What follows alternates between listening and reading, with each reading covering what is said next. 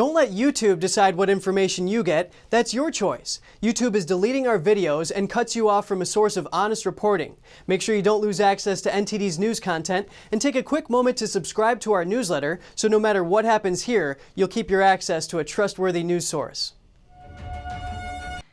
And at the start of World War II, 20,000 Chinese Americans served in the U.S. Armed Forces despite nationwide anti-Chinese sentiment at the time.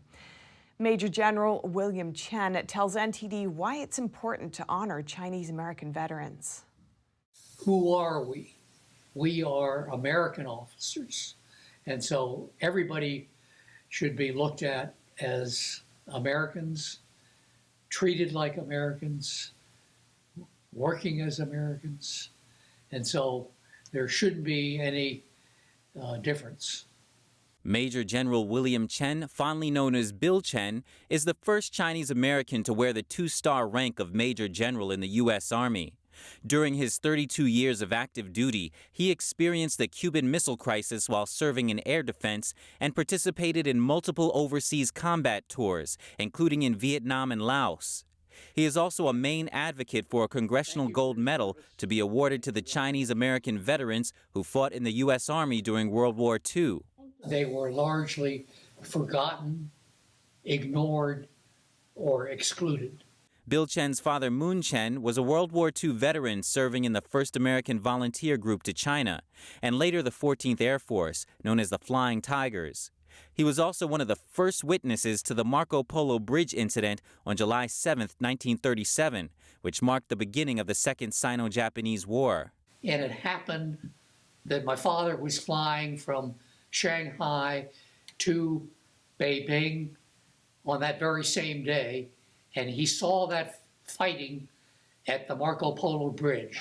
And so immediately he radioed to Nanking the incident, and that probably was one of the first reports of the war, starting with the Japanese.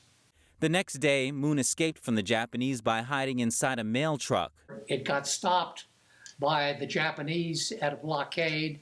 The Japanese would open up the mail truck and use bayonets to poke into the mail bags, but luckily my father was in the back and they didn't find him. But as he was taxiing, the Japanese came and they started firing at the plane, but luckily the plane was able to take off and he saved the aircraft.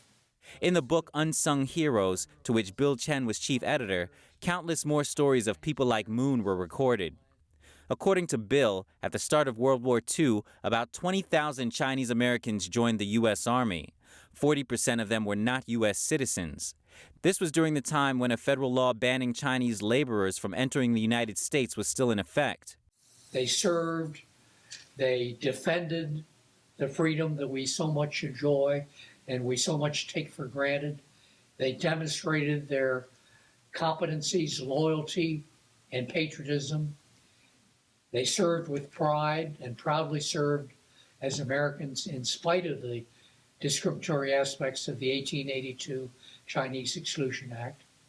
Through their sacrifice and hard work, they also enable the follow-on generations to live the American dream.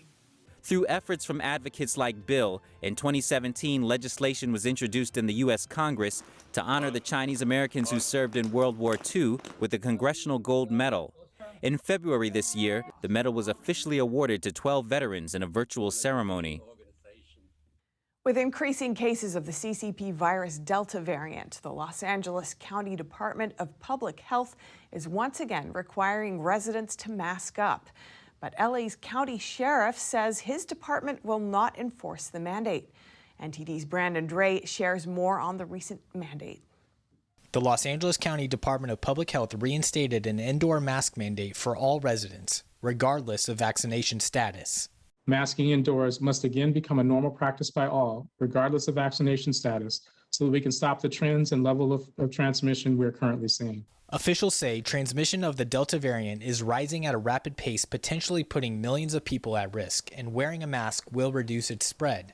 But Los Angeles County Sheriff Alex Villanueva disagrees with the county health officials reinstating the mask mandate. In a statement, he said the mandate was not backed by science and deputies will not expend our limited resources and instead ask for voluntary compliance. Not only does the sheriff refuse to enforce a mandate, business owners in LA County will not force customers to wear a mask inside. But some residents believe the mandate is necessary.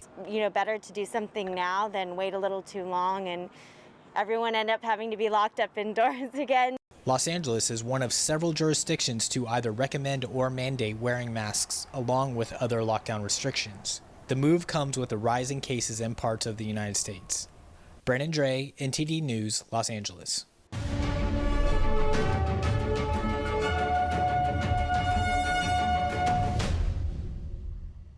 Navigating a world of economic madness, you need to have the right guide. What do today's decisions mean for your tomorrow? We ask why. What's the alternative? Uncover the deeper reasons and the hidden influences, and highlight the real opportunities for profit. At NTD Business, we connect the dots for you. Good evening. Thanks for joining us.